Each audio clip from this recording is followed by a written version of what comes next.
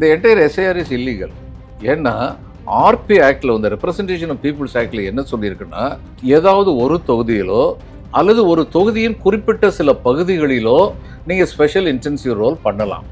அப்படி பண்ணும்போது அதற்கான காரணங்கள் தெளிவாக கூறப்பட வேண்டும். இந்த காரணத்தினால இங்கே ஸ்பெஷல் இன்டென்சிவ் ரோல் பண்ண வேண்டியிருக்குன்னு ஒரு மாநிலம் முழுமைக்கும் பண்ணுறதுக்கு சட்டத்தில் இடம் கிடையாது. இந்த நாட்டுடைய ஜனநாயகத்தை பாதுகாக்கும் இரு பெரும் தூண்கள் அப்படிங்கிறது வந்து எலெக்ஷன் கமிஷனும் நீதிமன்றங்களும். ரெண்டையும் காம்ப்ரமைஸ் பண்ணிட்டு அந்த நாட்டில் வந்து ஜனநாயகத்தை வந்து ஈஸியாக காம்ப்ரமைஸ் பண்ணிடலாம். Election commission certainly stands compromise, அதில் சந்தேகமே கிடையாது. அதனால இந்த ஸ்பெஷல் ரிவிஷன் ரோலில் என்ன பண்ணாங்க, so many factors, அவங்களுக்கு வந்து ஹெல்ப் பண்ணிச்சு மம்தா பானர்ஜி. அது essentially anti establishment vote, anti CPM vote. முதல் தரம் எலெக்ட் ஆனது, ரெண்டாவது தரம் எலெக்ட் ஆனதுக்கு முழு பெருமையும் மம்தா பானர்ஜி தான். இந்த ஃப்ரீ சைக்கிள் கொடுக்கறது, இந்த வெல்ஃபேர் மெஷர் ஸ்டூடெண்ட்ஸுக்கு, விமனுக்கு, இதெல்லாம் ரொம்ப கரெக்டாக பண்ணாங்க, எஃபிஷியண்டாக பண்ணாங்க. நேர்மையான தேர்தல் நடந்தால் கேரளாவில் காங்கிரஸ் அல்லது சிபிஎம், காங்கிரஸ் வரதுக்கான வாய்ப்பு இருக்குது. அங்கே வந்து மார்ஜினில் தான் வருவாங்க அவங்க. 1 லட்சம் ஓட்டு மொத்தமே வித்தியாசமாக இருக்கும். மொத்தமே ஏதாவது ஒரு ஃபைட் இருக்கும். ஆமாம், நெக்ஸ்ட் ஃபைட் இருக்கும். இங்கே வந்து தமிழ்நாட்டில் வந்து டிஎம்கே வரும், அசாமில் வந்து பிஜேபி தான் வரும். ஏன்னா என்னென்ன தகுதித்தம் பண்ணுவோம் ஏற்கனவே பண்ணி முடிச்சு.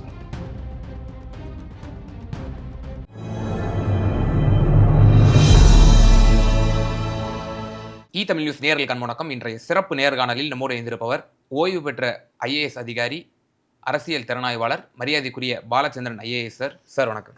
வணக்கம் ஹக்கீம். வணக்கம். எக்ஸ்பெரிமெண்டட் கேட்டகரின்னு ஒன்று இருக்கு, இந்த ஸ்பெஷல் இன்டென்சிவ் ரோல்னு ஒன்று இருக்கு, எஸ்ஐஆர். அது என்ன நடந்ததுன்னு இன்னும் நமக்கு எல்லாம். டிஎம்கேக்கு வந்து கீழே இருந்து எல்லா இன்ஃபர்மேஷன் கரெக்டாக கொடுத்தாங்களா? டிஎம்கே இன்ஸ்ட்ரக்ஷன் கொடுத்தாங்க மேலே இருந்து, சரியாக உட்காந்து பாருங்கள் எல்லாத்தையும், யாரும் எலிஜிபிள் ஓட்டர் யாருமே விடுபடக்கூடாதுன்னு. இப்போ பல பேருக்கு தெரியாத ஒன்று, இப்போ நான் சொல்லும்போது உங்களுக்கும் இது அதிர்ச்சியாக இருக்கும். இந்த என்டையர் எஸ்ஐஆர் இஸ் இல்லீகல். ஏன்னா ஆர்பி ஆக்டில் வந்து ரெப்ரசன்டேஷன் ஆஃப் பீப்புள்ஸ் ஆக்டில் என்ன சொல்லியிருக்குன்னா, ஏதாவது ஒரு தொகுதியிலோ அல்லது ஒரு தொகுதியின் குறிப்பிட்ட சில பகுதிகளிலோ நீங்கள் ஸ்பெஷல் இன்டென்சிவ் ரோல் பண்ணலாம். அப்படி பண்ணும்போது அதற்கான காரணங்கள் தெளிவாக கூறப்பட வேண்டும். இந்த காரணத்தினால இங்கே ஸ்பெஷல் இன்டென்சிவ் ரோல் பண்ண வேண்டியிருக்குன்னு ஒரு மாநிலம் முழுமைக்கும் பண்ணுறதுக்கு சட்டத்தில் இடம் கிடையாது. அப்போ நீங்கள் கேட்கலாம், பிறகு எப்படி நடக்குதுன்னு. முதல்ல ஸ்பெஷல் இன்டென்சிவ் ரோல் வந்து ஆரம்பித்தவங்க வந்து புண்ணியவான்கள். அந்த சீஃப் எலெக்ஷன் கமிஷனர் பற்றி, அவருடைய நியூட்ரலிட்டி பற்றி யாருக்கும் எந்த சந்தேகமும் இருந்ததில்லை. அவங்க தவறு செய்வாங்கன்னு நம்புறதுக்கே காரணம் கிடையாது. அதனால அனுமதிச்சாங்க. And it became a convention. மரபுகள் சட்டத்தின் அளவிற்கு வலிமையானவை, அதனால அந்த மரபை வந்து யாருமே மீறலை. ஆனால் இப்போ நடத்துகிறவங்க வந்து எத்தனை இடைஞ்சல் பண்ண முடியுமோ எதிர்கட்சிகள் வந்து ஆளும் மாநிலத்தில் அத்தனையும் பண்றாங்க. நடந்தது இப்போ மேற்கு வங்கத்திலேருந்து அதாவது எல்லா இடத்துலையுமே மாஸ் ரிமூவல் நடந்திருக்கு. ஏன்னா நான் நினைக்கிறேன், காலங்காலமா 30 வருஷத்துக்கு முன்னாடி செத்த வந்து ஒரு 30 வருஷம் ஓட்டு போட்டுக்கிட்டு இருந்திருக்கான். எல்லா மாநிலத்தையும் அது நடந்திருக்கு. அதை பிடிக்கிறதுக்கு இந்த எஸ்ஐஆர் பயன்படுத்துங்க. ஆனால் அதை பிடிக்கிறதுக்கு பயன்படுத்துகிறோங்கிற சாக்கில் எதிர்கட்சிகளுக்கு ஆதரவாக இருக்கவங்களெல்லாம் நீக்கிறாங்களோ அப்படிங்கிற சந்தேகம் வருது. ஒரு சின்ன உதாரணம் சொல்கிறேன். வெஸ்ட் பெங்கால்லேருந்து நான் வந்திருக்கேன். வெஸ்ட் பெங்காலில் ஒரு கலெக்டர் வந்து என்கிட்ட சொன்னார், இப்போ இங்கே வந்து உங்களுக்கு வந்து கிளாஸ் 10க்கு ஒரு சர்டிஃபிகேட் இருக்குது. இந்த ஆல் தமிழ்நாடு லெவலில் ஒரு பரீட்சை நடக்கும், பப்ளிக் எக்ஸாம். அதே மாதிரி +2லேயும் நடக்கும் இல்லைங்களா? இது தமிழ்நாடு போர்டுன்னு ஒன்று இருக்குது, மெட்ரிகுலேஷன் போர்டுன்னு ஒன்று இருக்குது, சிபிஎஸ்சி போர்டுன்னு ஒன்று இருக்குது. இப்போ எல்லாருமே சர்டிஃபிகேட் கொடுப்பாங்க. சர்டிஃபிகேட் கொடுக்கும்போது அந்த மாணவனுடைய பேர், எந்த ஊர், அப்பா பேர் என்ன, அவனுடைய வயது, இதெல்லாம் அந்த சர்டிஃபிகேட்டில் இருக்கும் இல்லைங்களா? இப்போ வெஸ்ட் பெங்காலில் வந்து எலெக்ஷன் கமிஷன் சொல்லியிருக்காங்க, நாங்கள் சிபிஎஸ்சி கொடுக்குற அந்த சர்டிஃபிகேட்டை நாங்கள் ஏற்றுக்குவோம். அவனுடைய ஏஜ் ப்ரூஃபு, அவன் இந்த ஓட்டர், இந்த ஊருக்காரன்னு ஏற்றுக்குவோம். ஸ்டேட் கவர்மெண்ட்டுடைய போர்டு கொடுக்குறத அது நாங்கள் மத்தியமிக், உச்ச மத்தியமிக் அப்படின்னு சொல்லுவோம். மத்தியமிக்கிறது வந்து கிளாஸ் 10, உச்ச மத்தியமிக்கிறது வந்து +2.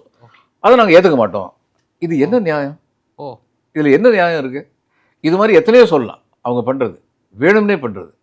அப்போ இதில் வந்து இது எலெக்ஷன் கமிஷன் எனக்கு என்னைக்கு வந்து இவர் வந்து பிரதம மந்திரி வந்து உங்கள்கிட்ட 2 மாடு இருந்தால் 1 மாட்டை வந்து வெளிநாட்டிலேருந்து சட்டவிரோதமாக இங்கே வந்து தங்கியிருக்கணும் கொடுத்துருவாயா காங்கிரஸ்காரன், எச்சரிக்கையாக இருந்துக்குன்னு சொன்னாரோ, அதை இந்த எலெக்ஷன் கமிஷன் அப்ஜெக்ட் பண்ண. அதே மாதிரி அதுக்கு பிறகு எனக்கு இவங்க மேலே நம்பிக்கை போயிடுச்சு. இவங்க வந்து இன்றைக்கி இந்த நாட்டுடைய ஜனநாயகத்தை பாதுகாக்கும் இரு பெரும் தூண்கள் அப்படிங்கிறது வந்து எலெக்ஷன் கமிஷனும் நீதிமன்றங்களும். ரெண்டையும் காம்ப்ரமைஸ் பண்ணிட்டு அந்த நாட்டில் வந்து ஜனநாயகத்தை வந்து ஈஸியாக காம்ப்ரமைஸ் பண்ணிடலாம். Election commission certainly stands compromise, அதில் சந்தேகமே கிடையாது. அதனால இந்த ஸ்பெஷல் ரிவிஷன் ரோலில் என்ன பண்ணாங்க, இவங்க எல்லாருமே வந்து டிஎம்கேல மேலேருந்து கீழே வரைக்கும் எல்லாருமே ரொம்ப ஆக்டிவாக இருந்தாங்க. நான் நம்ப மாட்டேன். கீழே உள்ளவங்க ஆமாம் தலையாடிட்டு சில இடத்துல சோம்பேறியாக இருந்திருக்கலாம். இதனுடைய இம்பாக்ட் எல்லாமே எலெக்ஷன் முடிஞ்சதுக்கு அப்புறம் தான் தெரியும். ஆனால் ஒன்று முக்கியமான விஷயம், யார் யாரெல்லாம் எலெக்டரா இருக்காங்களோ ஃபைனலாக ஒரு ரோல் வந்திருக்குல்ல, அந்த ரோலில் உள்ளவங்கள டிஎம்கே சரியாக கவர் பண்ணியிருக்காங்க. அந்த அளவுக்கு ஏடிஎம்கே கவர் பண்ணல. அப்போ அவங்க வந்து தங்களுடைய போலிங் இது வந்து பிரச்சாரத்து மூலம் அவங்கள கவர் பண்ணி கூட்டிகிட்டு போவாங்க அப்படிங்கிறது இருக்குது. இவர் பிரகல பிரபாகர் வந்து இவங்க நிர்மலா சீதாராமன் அவங்களுடைய கணவர் வந்து அவர் வந்து ரொம்ப அழுத்தம் திருத்தமாக சொல்கிறாரு, ஏவிஎம்ல கோளாறு நடந்திருக்கு அப்படின்னு சொல்கிறாரு. இன்னும் அவர் வந்து அதை வந்து ஆதாரப்பூர்வமாக அவர் சொல்லலைன்னு சொல்கிறாங்க. இப்போ சுப்ரீம் கோர்ட் வரைக்கும் கேள்வி என்ன கேட்டாங்கன்னா, இந்த ஏவிஎம் பற்றி கேஸ் போட்ட போதெல்லாம் கேள்வி என்ன கேட்டாங்கன்னா, இவிஎம்னால இது வரைக்கும் தவறு நடந்ததா ஒரு கேஸ் உங்களால் ப்ரூவ் பண்ண முடியுமா அப்படின்னு கேட்டாங்க. ஆனால் அது தப்பான கேள்வி. கேள்வி என்ன, இவிஎம்ல வந்து தவறு பண்ண முடிகிறதுக்கு வாய்ப்பு இருக்கா அப்படிங்கிறத சரியான கேள்வி. அந்த கேள்வி யாரும் கேட்கல. இப்போ எலான் மஸ்க்லேருந்து எல்லாருமே சொல்கிறாங்க, இல்லை எலக்ட்ரானிக் சிஸ்டத்தில் தவறு பண்ணலாம் அப்படின்னு சொல்லிட்டாங்க. அப்போ தவறு பண்ணுறதுக்கு வாய்ப்பு இருக்கான்னு அந்த கேள்வியை கேட்டது நமக்கு இங்கே வந்து பொன்ராஜ் சொல்லிகிட்டே இருக்காரு. கலாம்ட்டு வந்து அட்வைஸராக இருந்த டாக்டர் பொன்ராஜ் வந்து திரும்ப திரும்ப சொல்லிட்டு இருக்காரு, என்னைய கூப்பிட்டா நான் ப்ரூவ் பண்ணுவேன், கூப்பிட்டு போகிறான். ஐயா எந்த அரசியல் கட்சி ஆல் ஆர் பிளைண்ட் ஆகிட்டீங்க, இவரை கூப்பிட்டு போக வேண்டியதானே உச்சநீதிமன்றத்துக்கு, கூப்பிட்டு போய் இந்த வாதத்தை வைக்க வேண்டியதானே, வைக்கல. அதனால அது ஒரு அன்னோன் ஃபேக்டராக நமக்கு வந்து இருக்குது. இப்போ அதை வச்சு நம்ம வந்து இல்லை இவங்களை தப்பு பண்ணிட்டாங்கன்னு சொல்ல முடியாது. ப்ரூவ் பண்ணாமல் நான் எப்படி பேச முடியாது அதை பற்றி. ஆனால் அப்படி ஒரு பாசிபிலிட்டி இருக்குது அப்படின்னு சொல்லி இதில் எலக்ட்ரானிக்ஸில் பெரியவங்கலாம் சொல்கிறாங்க. அப்படிங்கும்போது அது இல்லாமல் இருந்திருக்கணும். அதே பொன்ராஜ் அவர்களே என்ன சொன்னார் நம்மளோட பேட்டிகளில் கூட பல முறை, நான் ஒரு தனிநபர், நான் உச்சநீதிமன்றம் வரை சென்று இது சம்பந்தமாக நான் வந்து ஃபைட் செய்து கொண்டிருக்கிறேன். ஆனால் எனக்கு இருக்கக்கூடிய ஒரு குறைந்தபட்ச ஒரு பொறுப்புணர்வு கூட ஏன் அரசியல் கட்சிகளுக்கு குறிப்பாக இல்லை என்கிற ஒரு கருத்தை அவர் தொடர்ந்து அவர் வலியுறுத்தி கொண்டிருக்கிறார். ரொம்ப வருத்தமாகவே பதிவு செய்வது உண்டு. இந்த 5 மாநில தேர்தலை நாம் உற்று நோக்கி கொண்டிருக்கிறோம். இதில் 3 மாநிலம் வந்து ஒரு பெரிய மாநிலம், அப்போசிஷன் பார்ட்டிஸ் வந்து ஆளக்கூடிய மாநிலமாக இருக்கிறது. நீங்கள் மேற்கு வங்கத்தில் ஒரு பணி செய்த ஒரு ஓய்வு பெற்ற ஐஏஎஸ் அதிகாரி என்ற அடிப்படையில் மேற்கு வங்கத்திலேருந்து துவங்குறேன். மேற்கு வங்கத்தில் நீங்கள் இந்த முறை என்ன எதிர்பார்க்குறீங்க? மீண்டும் மம்தா பானர்ஜி அவர்கள் ஆட்சி அமையுமா அல்லது பாஜக கடும் போட்டி தரும்னு சொல்கிறாங்க? நியாயமான தேர்தல் நடந்தால் மம்தா பானர்ஜி வெற்றி பெறுவார். இந்த 60 லட்சம் பேர் கதி என்னாச்சுன்னு எனக்கு தெரியல. ஓகே, நியாயமான தேர்தல் நடந்தால் மம்தா தான். ஏனென்றால் மம்தாவுக்கு ஆப்போசிட்டாக அக்செப்டபிள் லீடர் ஒருத்தரை இது வரைக்கும் பிஜேபி கொடுக்க முடியல. சௌரவ் கங்குலியை கொண்டு வரலான்னு பார்த்தாங்க. அவருக்கு வந்து பாவம் இது கார்டியக் அரெஸ்ட் ஒரு தடவை வந்தது. ஓகே, அவர் கார்டியக் அரெஸ்ட் வந்து அவர் முதல்ல போய் பார்த்தது மம்தா பானர்ஜி தான். எப்படி இருக்குது தம்பி அப்படின்னு சொல்லி கேட்டபோது அவர் பிஜேபி பார்த்து பெரிய கும்பிடு போட்டு போயிட்டார். நமக்கு இதெல்லாம் சரிப்பட்டு வராதுன்னு சொல்லி போட்டு போயிட்டார். அதனால வந்து இன்னைக்கு ஆர்.என். ரவி அங்கே அனுப்பிச்சிருக்காங்க. அவர் இங்கே என்ன பண்ணார்னு எல்லாருக்குமே தெரியும். இங்கே வந்து முதல்வர் வந்து ஒரு கண்ணியமான பெருந்தன்மையான ஒரு மாபெரும் யானையை போல் இருந்தார். ஆனால் அங்கே வந்து அது பெண்பொலி அங்காள பரமேஸ்வரி என்ன பண்ண போகிறாங்கன்னு பார்க்கணும். ஆனால் அந்த ஃபேக்டர் இருக்குது. இவர் வந்து ரிசைன் பண்ண இவர் வந்து அனந்தபோஸ் வந்து இஸ் மை பேட்ச்மேட். 77 பேட்ச். நாங்கள் 2 பேரும் ஒன்றா தான் ட்ரைனிங் எடுத்தோம். வெரி கம்பீட்டன்ட் ஆஃபீஸர் தான். திடீர்னு ரிசைன் பண்ணிட்டு அவரும் என்ன சொல்லியிருக்காரு, காலம் வரும் மணி நேரம் நான் காரணத்தை சொல்கிறேன்னு சொல்லிட்டு போயிட்டாரு. ஏன் ஆர்.என். ரவி இந்த நேரத்தில் அங்கே அனுப்புனாங்கிறது இவர் இங்கே உள்ள பிஹேவியரை பார்க்கும்போது அது ஒரு சந்தேகத்துக்குரியதாக இருக்குது. இதில் முக்கியமான விஷயம் என்னென்னா, பிஜேபி வந்து தே நெவர் ஃபைட் ஸ்ட்ரைட். அவங்க நேர்மையாக வந்து ஒரு எலெக்ஷன் வந்து ஜெயிக்கிறதுக்கான முயற்சி எடுக்கிறது இல்லை. ஒரிசாவுக்கு போனாங்கன்னா அங்கே வந்து இப்போ பாண்டியன் சீஃப் மினிஸ்டராக பார்க்குறாங்கன்னு பொருளை கிளப்புவாங்க. பூரி ஜெகநாதர் கோயில் ட்ரெஷரி தமிழ்நாட்டில் போயிருக்கு. அது இன்டைரக்ட் இண்டிகேட்னா தமிழ்நாடு திருடிட்டு போயிட்டாங்க அப்படிங்கிற மாதிரி ஒரு இண்டிகேட். இதெல்லாம் ரொம்ப கீழ்த்தரமான ஒரு பிரச்சாரம். அதே மாதிரி ஏற்கனவே சொன்ன மாதிரி உங்கள்கிட்ட 2 மாடு இருந்ததுன்னா ஒரு மாட்டை அங்கே கொடுத்துருவான்னு சொல்லி சொல்கிறதெல்லாம் கீழ்த்தரமான பிரச்சாரம். பீகாரில் வந்து தமிழ்நாட்டில் உள்ள டிஎம்கே வந்து பீகாரியை உதைக்கிறாங்கன்னு ஒரு பிரச்சாரத்தை கிளப்புவாங்க. இங்கே என்ன பண்ண போகிறாங்கன்னு தெரியல. இங்கே சில பேர் மேலே லஞ்ச ஊழல் குற்றச்சாட்டு இதெல்லாம் கண்டிப்பாக வரும்னு நினைக்கிறேன். அதிகாரிகள் மாற்றப்பட்டிருக்கிறார். அதிகாரிகள் மாற்றப்பட்டதில் வந்து எனக்கு என்னென்னா, அதாவது அதிகாரிகளை மாற்றுவதற்கு பூரண அதிகாரம் வந்து இவங்களுக்கு இருக்குது, election commission of India election commission இருக்குது. ஆனால் யாரை மாற்றுவாங்கன்னா, ரொம்ப ஒருதலை பட்சமாக செயல்பட்டார்கள் அப்படிங்கிற ஒரு குற்றச்சாட்டு வரும்போது அதை விசாரிச்சுட்டு மாற்றுவாங்க. இவங்க 4 பேர் எஸ்பியை முதல்ல மாற்றினது வந்து சொல்கிறாங்க பிஜேபி கம்ப்ளைண்ட் கொடுத்தவொன்னே டக்குன்னு மாற்றி விட்டாங்கிறாங்க. அப்படி மாற்றக்கூடாது இதெல்லாம். பட் எலெக்ஷன் கமிஷன் மேலே நம்பிக்கைன்னு சொல்லிட்டு அப்புறம் அவங்க செயல்கள் மேலே எனக்கு என்ன நம்பிக்கை இருக்கும்? அதிகாரிகளை மாற்றுறது. இப்போ டிஜிபி ஆக்டிங் டிஜிபின்னு ஒரு பெரிய பிரச்சனையை கிளப்பிட்டு இருந்தாங்க. சட்டம் என்னென்னா, ரெகுலர் டிஜிபி வர்ற வரைக்கும் ஒருத்தர் ஆக்டிங் டிஜிபியாக போட்டாங்கன்னா அவருக்கு ரெகுலர் டிஜிபியோடைய எல்லா அதிகாரமும் உண்டு. அதை பற்றி கவலைப்பட வேண்டியது இல்லை. நான் ஹவுராவில் கலெக்டர் இருக்கும்போது 1 மாதம் லீவில் போனேன். என்னுடைய அடிஷனல் கலெக்டர் வந்து ஆக்டிங் கலெக்டர் இருந்தார். ஓ, கலெக்டரோட எல்லா அதிகாரத்தோடவே இருந்தார். ஓகே. இதான் சட்டம். ம். அதனால இல்லாத விஷயத்தெல்லாம் ரொம்ப பெருசாக கிளப்பி விட்டுக்கிட்டு, ஆனால் இதெல்லாம் மக்கள் மனசில் ஒரு பெரிய இம்பாக்ட் கிரியேட் பண்ணாது. இப்போ சார் 15 வருடம் ஒரு ஆட்சி செஞ்சிருக்காங்க அம்மையார் மம்தா பானர்ஜி அவர்கள். லோக்கல் இஷ்யூஸ் பல விஷயஸ் இருக்கும். 5 வருஷம்னாலே ஆன்டி கம்பன்சி இருக்கக்கூடிய ஒரு கவர்னன்ஸ். 15 வருஷம் ஆட்சி செஞ்சிருக்காங்க பொழுது, அப்போ எதிரணிக்கு தான் ஒரு சாதகமான ஒரு சூழ்நிலை இருக்கும் அப்படின்ற மாதிரிலாம் சொல்றாங்க. முதல்ல வந்து அவங்க எலெக்ட் ஆனது வந்து ம். Anti CPM feeling. அதாவது 32 வருஷம் ஆட்சி புரிஞ்சிட்டாங்க. ஒரு நந்திகிராம் பரிவர்த்தனை, கலவரம் இதெல்லாம் பல நந்திகிராம் கலவரம் factors. இதெல்லாம் ஆரம்பிச்சது. ம், ம். அதாவது சிபிஎம்ஐ எதிர்த்து நின்னாலும் நம்மளை யாரும் எதுவும் செய்ய மாட்டாங்கிற ஒரு தைரியம் ஜனங்களுக்கு வந்தது இந்த நந்திகிராமத்தில். ஓ. அது வரைக்கும் பொதுவாக சிபிஎம் மேல வந்து ஒரு பயம் இருந்தது. ம், ம், ம். அவங்களுக்கு எதாவது ஏதாவது பண்ணோம்னா அவங்க ஆளுங்கட்சியில் இருக்காங்க, சின்ன சின்ன ஆட்கள்லாம் எதுவும் செய்ய மாட்டாங்க, ஒரு பயம் இருந்தது. ஏன்னா கட்சி வந்து கார்டர் பேஸ்டு ஸ்ட்ராங் பார்ட்டி. ம், ம். ஆனால் நந்திகிராம் பக்கம் மக்களுக்கு அந்த பயம் போயிடுச்சு. ப்ளஸ் சோ மெனி ஃபேக்டர்ஸ் அவங்களுக்கு வந்து ஹெல்ப் பண்ணிச்சு மம்தா பானர்ஜிக்கு. அது essentially anti establishment vote, anti CPM vote. Okay. முதல் தரம் எலெக்ட் ஆனது. ரெண்டாவது எலெக்ட் ஆனதுக்கு முழு பெருமையும் மம்தா பானர்ஜி தான். இந்த ஃப்ரீ சைக்கிள் கொடுக்குறது, இந்த வெல்ஃபேர் மெஷர் ஸ்டூடெண்ட்ஸுக்கு, ஓகே. விமனுக்கு இதெல்லாம் ரொம்ப கரெக்டாக பண்ணாங்க, ம், எஃபிஷியண்ட்டாக ம், பண்ணாங்க. மூணாவது அவங்க எலெக்ட் ஆனதுக்கு முழு பெருமையும் வந்து பிஜேபிக்கு தான் சேரும். ஏன்னா இந்த பிஜேபி வந்து இவர் வந்து என்ன பண்ணார், இதில் போய் அவங்க பெங்காலிஸ் வந்து சிம்பிள் பீப்புள். நான் கேள்விப்பட்ட 200 சார்ட்டர்ட் ஃப்ளைட் வந்துச்சான் அந்த நேரத்தில். எலெக்ஷனுக்கு வந்து ஒருத்தர் சீனியர் ஐஎஸ் ஆஃபீஸர் அவங்கள்ட்ட சொன்னார், ரிட்டையர் ஆனவர், 200 சார்ட்டர் ஃப்ளைட் பாலா இவ்வளோ பணம் செலவழிக்கிறாங்க, உருப்படி இல்லாமல் செலவழிக்கிறாங்க. அப்போ ஜனங்கள் கேட்குறாங்க இந்த பணம்லாம் எங்கே போகுது. பெங்காலி வந்து ரொம்ப கொஷின் பண்ணுவாங்க, நம்ம தமிழாளுங்க மாதிரி இல்லை. Each and every thing will be question by தான். அப்போ கேட்குறாங்க இது இவங்களுக்கு சாதகமாக இல்லைன்னு. ரொம்ப மோசமாக இவர் என்ன பண்ணிட்டாரு, ஒலிபேரியான்னு ஒரு சப்டிவிஷன், ம், ம். நான் ஹவுராவில் கலெக்டராக இருந்திருக்கேன், ஹவுரா டிஸ்ட்ரிக்டுடைய ஒரு சப்டிவிஷன், ரூரல் சப்டிவிஷன். அங்கே போய் பேசும்போது சாதாரண ஸ்பீக்கர்ஸ் வந்து ஒரு மாதிரி சேலஞ்சு பண்ணுவாங்க, ஒரு மாதிரி நாகரிகம் இல்லாமல் சேலஞ்சு பண்ணுவாங்க தலைவர்களை, அதை நம்ம பார்த்துருக்கோம். இவர் என்ன பண்ணார், தீதி ஒய் தீதி அப்படின்னாரு. அதை அப்படி தமிழில் சொல்லணும்னா எகாவ் எகாவ் அப்படின்னா, ஒரு முதலமைச்சரை ம். ஒருத்தர் அப்படி கூப்பிட்டாருன்னா யார் அதை சேர்த்துக்குவாங்க. அதுவும் ஒரு- பெங்காலிஸ் வந்து எப்படி ஆயிடுச்சுன்னா, ம். அவர் அப்படி சொன்னோன்னே எங்க பொண்ணை நீ வெளியூர்லேருந்து வந்து இது மாதிரி பேசிக்கிட்டு இருக்க, அந்த உணர்வு வந்து அவங்கள்ட்ட ரொம்ப ஜாஸ்தி உண்டு. ஓகே. அந்த ஸ்பீச் முடிஞ்ச அடுத்த நிமிஷம் பெங்கால் கலந்து ஒரு சொன்னார், 30 லட்சம் ஓட்டு பிஜேபிக்கு போயிருச்சு, இந்த ஒரு வார்த்தையில் போயிருச்சு Bala, you take it from me அப்படின்னாரு. ஒரு காலத்தில் முட்டாள்தனமாக சிபிஎம் வந்து இவங்க வந்து இதில் நாடாளுமன்ற தேர்தலில் வந்து கல்கத்தா சவுத்தில் எங்கேயோ கேண்டிடேட்டாக நின்னாங்க மம்தா பானர்ஜி. யாரோ ஒரு மடையன் போய் அவங்கள வெட்டுறதுக்கு போயிட்டான்.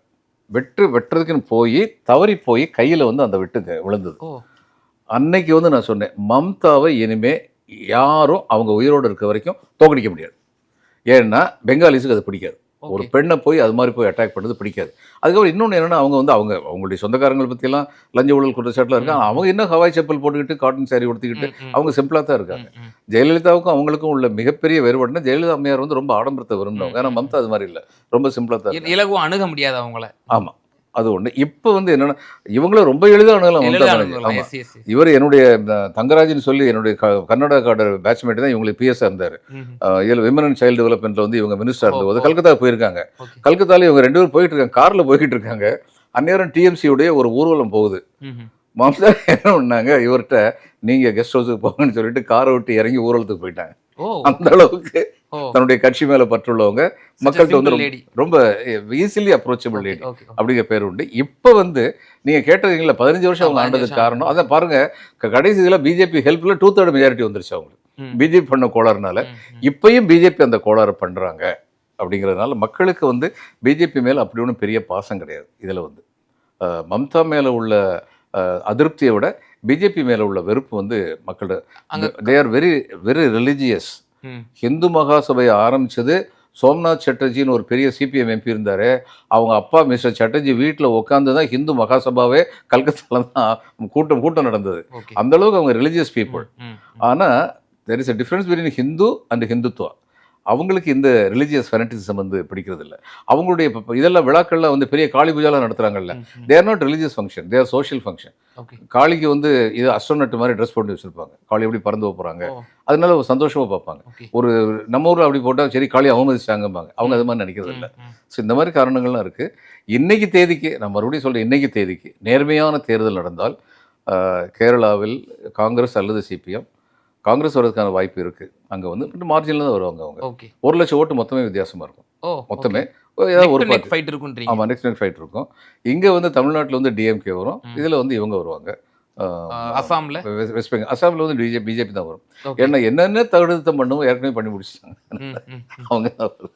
இல்ல அங்க வந்து எஸ்ஐஆர் நடக்கல, ஸ்பெஷல் ரிவிஷன் தானே நடந்துச்சு. இல்லை அங்கே அஸ்ஸாமில் தான் முதல்ல என்ன பண்ணாங்க, இந்த பிரச்சனை முதல்ல வந்தது. என்ஆர்சி வந்து பண்ணாங்க. அது காரணம் என்னன்னா, அஸ்ஸாமில் வந்து அவங்க வந்து ஆன்டி முஸ்லீமாக அந்த பிரச்சனையை அஸ்ஸாம் ஸ்டூடெண்ட்ஸ் விங் வந்து ஏஏஎஸ்யூன்னு சொல்கிறாங்கல்ல, ம், ஆல் அஸ்ஸாம் ஸ்டூடெண்ட்ஸ் யூனியன். அவங்க தான் ஆட்சியை பிடிச்சாங்க. அதுக்கப்புறம் ம், ம். மோகந்தி வந்து ஆட்சியை பிடிச்சாரு. அவங்க கேட்டதெல்லாம் வெளி நாட்டை சேர்ந்தவங்க இங்கே வரக்கூடாது. அது ஹிந்துவாக இருந்தாலும் சரி, முஸ்லீமாக இருந்தாலும் சரி, இங்கே வரக்கூடாது. ஏன்னா அப்படி வந்தவங்க எல்லாருமே பெங்காலிஸ், இவங்க அஸ்ஸாமிஸ். அப்போ இந்த சன் ஆஃப் தி சாயிலுக்கு இங்கே எதுவுமே கிடைக்காம போயிடுது. அந்த போராட்டம் வந்து வேற. இப்போ இவங்க பிஜேபி நடத்துகிற போராட்டத்துக்கு அதுக்கு ரொம்ப வித்தியாசம் இருக்குது. அப்போ அந்த போராட்டம் நடத்தும்போது இவங்க வந்து சொன்னாங்க, மிஸ்ஸஸ் காந்தி 1971க்கு முன்னாடி யாரெல்லாம் இங்கே இருந்திருந்தாலும் ம். அவங்க இந்த குடிமக்கள் தான். ஏன்னா 71 தான் பங்களாதேஷ் யுத்தம் நடந்தது, மேசிவ் எக்ஸோடஸ் வந்தது. அந்நேரம் வந்து ஒரு கோடி பேருக்கு மேலே வந்து எக்ஸோடஸ் நடந்தது. ம், ம். அதுதான் இவங்க மிஸ்ஸஸ் காந்தி இதில் வந்து ஜெயபிரகாஷ் நாராயண என்வாய் அனுப்பிச்சாங்க. ஆஸ்திரேலியாவில் போய் அவர் வந்து சொன்னார், உங்களுடைய நாட்டின் மொத்த ஜனத்தொகையே எக்ஸோடஸ் ஆச்சுன்னா உங்களுக்கு எப்படி இருக்கும், அந்த அளவுக்கு எக்ஸோடஸ் ஆயிருக்கு. Okay. நவ் யூ இமேஜின் அப்படின்னு சொல்லி அவர் சொன்னார். அப்போது இவங்க என்ன சொன்னாங்க, 1971க்கு அப்புறம் யார் யாரெல்லாம் வந்தாங்களோ அவங்கள திருப்பி அனுப்பிடுவோம் ம். அப்படின்னு சொன்னாங்க. ஆனால் இப்போ போட்டிருக்க சிஏ இருக்குல்ல, ம். இது 2014 2024 டேட் கொடுத்துருக்காங்க. அது வரைக்கும் வந்து அவங்க அத்தனை வரையும் அலோவ் பண்ணிடலாம் அப்படின்னு சொல்லும்போது இது அசாமிஸ்க்கு எகென்ஸ்டாக தான் போகும். ஓகே. அதை பற்றி அவங்களுக்கு இன்னும் அதிருப்தி. அதனால தான் அங்கே வந்து இம்ப்ளிமெண்டேஷன் இதெல்லாம் வந்து I think they have delayed implementation, ஒன்றும் பண்ணாமல் வச்சுருக்காங்க.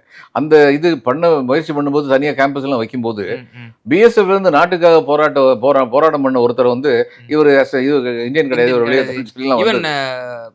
Fakhruddin Ali Ahmed, former president of India, அவருடைய புதல்வருக்குமே வந்து கொடுக்கப்படலை ஓ சரி சரி. அப்படின்ற ஒரு தகவலும் நம்ம பார்த்தோம். அப்படிப்பட்ட ஒரு விவகாரம்லாம் அசாம்ல வந்து நடந்துச்சு. ஸோ அப்போ அசாம்ல பிஜேபி ஆச்சு தான். Hemant Biswa Sarma. I think so அவங்க தான் வருவாங்க நினைக்கிறேன். Okay, okay. பாண்டிச்சேரி வந்து எழுபறியாக இருக்கும். ஓ, பாண்டிச்சேரி இழுபறியா இருக்குன்றீங்க.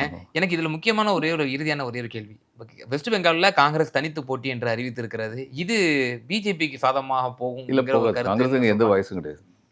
காங்கிரஸ் சிபிஎம் இன்னைக்கு எந்த வயசும் கிடையாது. ஒரு கான்ஸ்டியூன்சியில் 5000 ஓட்டு தான் இருக்கும். இப்போ இவங்க ஓட்ஸ் எல்லாமே வந்து காங்கிரஸ் சிபிஎம் ஓட்ஸ் எல்லாமே பிஜேபிக்கு டிரான்ஸ்ஃபர் ஆயிருக்கா சார்? அப்படிதான் பார்க்கணுமா? ஆமாம். ஆனால் சிபிஎம்முடைய நம்பிக்கை என்னென்னா, ம். இன்னும் சொல்ல போனால் சில பேர் சொல்கிறாங்க சிபிஎம் வந்து அதை வெல்கம் பண்ணுறாங்க, நம்ம ஓட்டெல்லாம் போட்டு அந்த ஏன்னா நம்ம ஜெயிக்க முடியாது. ம். அங்கே போய் தான் அவங்க எக்ஸ்போஸ் ஆவாங்க. பெங்காலிஸ் வந்து இது பிஜேபி எக்ஸ்போஸ் ஆகிட்டா அதுக்கப்புறம் பெங்காலிஸ் எங்கே வருவாங்க, சிபிஎம் பக்கம் தான் வருவாங்க அப்படின்னு நினைக்கிறேன். காங்கிரஸுக்கு வந்து மால்தா முர்ஷிதாபாத் 2 டிஸ்ட்ரிக்டில் வந்து வாய்ஸ் இருக்குது இன்னைக்கு வரைக்கும். அதீஷ் சின்னான்னு சொல்லி ஒருத்தர் இருக்கார், ஜெகதீஷ் சந்திர சின்னான்னு ஜமீன்தார் ஒருத்தர் இருந்தார், அவருடைய தம்பி அதீஷ் சின்னான்னு நினைக்கிறேன், அவருக்கு வந்து வாய்ஸ் இருக்குது. பெராம்பூர் முனிசிபாலிட்டி ரொம்ப நாள் அவங்க கிட்ட தான் அந்த முர்ஷிதாபாத் ஹெட் குவார்ட்டர். மால்தாவில் வந்து இது ஒரு கான் இருந்தார், ரயில்வே மினிஸ்டராக இருந்தார். அவர் வந்து ஒரு தன்னிகரற்ற ஒரு தலைவராக அங்கே வந்து இருந்தார். ராஜீவ்காந்தியை கூட அவங்க மதிக்க மாட்டாங்க, யாரத்தான் மதிப்பாங்க. அந்த அளவுக்கு அவர் பெரிய தலைவராக இருந்தார். அங்கே வந்து காங்கிரஸுக்கு வந்து இன்னும் மரியாதை இருக்குது. இந்த 2 தவிர மற்றபடி காங்கிரஸுக்கு எங்கேயுமே கிடையாது. இப்போ கேரளாவிலையும் பார்க்குறோம், சிபிஎம் அவங்களும் வந்து பாரதிய ஜனதாவை எந்த அளவுக்கு எதிர்க்கிறாங்க, ஆர்எஸ்எஸ் எப்படி எதிர்க்கிறாங்கன்னு நம்ம வந்து நேஷன் முழுக்க நம்ம பார்க்குறோம். ஆனால் அந்த சிபிஎம் மீது வந்து நீங்கள் தான் பாஜகவனோட பி டீம் கைப்பாவை அப்படின்ற ஒரு விமர்சனம், சிஜேபி அப்படின்ற கம்யூனிஸ்ட் ஜனதா பார்ட்டின்ற ஒரு விமர்சனம் ராகுல் காந்தி வைக்கிறதா இருக்கட்டும், இந்த மாதிரியான போக்கு வந்து எப்படி நீங்கள் பார்க்குறீங்க? காங்கிரஸ் இங்கேயும் கேரளாவிலையும் இப்போ இந்த முறையும் ஆட்சி பிடிக்க முடியல அப்படின்னா it's heading towards Congress முக்து Bharat அப்படின்ற ஒரு கருத்தை காங்கிரஸ் கட்சி வைக்கிறாங்க. நீங்க நினைக்கிறீங்களா காங்கிரஸினுடைய அண்மை கால செயல்பாடுகள், தமிழ்நாட்டில் ராகுல் காந்தி நடந்து கொண்ட விதம், பீகாரில் காங்கிரஸ் நடந்து கொண்ட விதம், புதுச்சேரியில் ஒரு நல்ல ஒரு உதாரணம், அங்கு நடந்து கொண்ட விதம், இவைகள் எல்லாம் பார்க்கும் பொழுது டஸ் காங்கிரஸ் ஹெட்டிங் டுவர்ட்ஸ்? புதுச்சேரியில் வந்து பெரிய விஷயம் விளையாண்டது வந்து திமுக, காங்கிரஸ் இல்லை. அவங்க விளையாண்டாங்க. அது காங்கிரஸ் வந்து ஈக்குவல் ஃபைட் கொடுத்தாங்க. ஏன்னா அவங்க ஏற்கனவே பெரிய அண்ணனா இருந்தாங்க, அதனால அவங்க ஈக்குவல் ஃபைட் கொடுத்தாங்க. தமிழ்நாட்டில் வந்து ஹி வாஸ் மிஸ்லெட், அதில் சந்தேகமே கிடையாது. அங்கேயும் போய் பிஜேபி சைட் பி பார்ட்டின்னு சொல்ல இவங்க சொல்லும்போது பிஜேபி என்ன சொல்லுது, காங்கிரஸ் சொல்றாங்க சிபிஎம் பி பார்ட்டின்னு, சிபிஎம் சொல்லுது காங்கிரஸ் பி பார்ட்டின்னு. அப்போ நாங்கள் தான் ஜெயிக்க போறதில்ல. ஆனால் காங்கிரஸில் ராகுல் காந்தியுடைய பிரச்சனை என்னன்னா, ராகுல் காந்தி, கார்கே, சோனியா காந்தி மாதிரி தலைவர்களை தவிர அறியப்பட்ட 2ஆம் தட்ட தலைவர்கள் எல்லாருமே வந்து சாஃப்ட் ஹிந்துத்துவா தான். அதுதான் பிரச்சனையே. கமல்நாத்லாம் சாஃப்ட் ஹிந்துத்துவா பிரச்சனை தான். அதனால பிரச்சனை அங்கே தான் இருக்கு. காங்கிரஸ் வந்து தன்னை ரீஜுவனேட் பண்ணணும்னா ஒரு ஷெட்யூல் காஸ்ட்டு பேக்வர்ட் கிளாஸை சேர்ந்தவராக இருக்கணும் தான் இல்லை, ஆனால் படித்த ப்ரொக்ரெசிவ் இளைஞர்கள் எத்தனையோ பேர் இருக்காங்க. கட்சியில் அவங்கள முக்கியமான பொறுப்புகளுக்கு கொண்டு வரணும். இப்போ விபி சிங் வந்து ஷெட்யூல் காஸ்ட் சேர்ந்தால் இப்போ பேக்வர்டா, but he was neutral person, judicial person. அது மாதிரிப்பட்ட ஆட்கள் plus schedule caste, backward class இவங்ககிட்ட இருந்து ரெப்ரஸன்டேஷன் கொண்டு, ஏன்னா யாருக்காக அவர்கள் யுத்தம் புரிய வேண்டும் என்று நினைக்கின்றார்களோ அந்த மக்களுக்கு இவர்கள் மேல் ஏன் நம்பிக்கை இல்லை? இந்த செகண்ட் ரேங்காக வந்து ஸ்டேட்டில் உட்காந்துருக்கவங்க அத்தனை பேர் அவங்களுக்கு எதிராக இருக்கவங்கன்னு ஒரு மக்கள் நம்புகிறாங்க.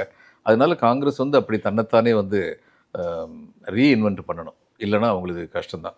இன்றைக்கி வந்து இதை ரொம்ப தீவிரமாக பிஜேபி எதுக்காது யாருன்னு சொல்லி பார்த்தீங்கன்னா கம்யூனிஸ்டுகள் எதுக்குறாங்க, திமுக எதுக்குது, அந்தளவுக்கு காங்கிரஸ் எதுக்கலையே. அதுதான் உண்மை. காங்கிரஸில் ராகுல் காந்தி எதுக்குறாரு, அவ்வளோதான். ஒரு தனி நபர் அப்படின்னு தான் நம்ம பார்க்க வேண்டியது. That's a tragedy. நிச்சயமா சார். ஒரு சிறந்த உரையாடல். எங்கள் நேயர்களுக்கு ரொம்ப தெளிவாக உங்களோட கருத்துக்களை பகிர்ந்தீங்க. ரொம்ப நன்றி சார். வணக்கம். வணக்கம்.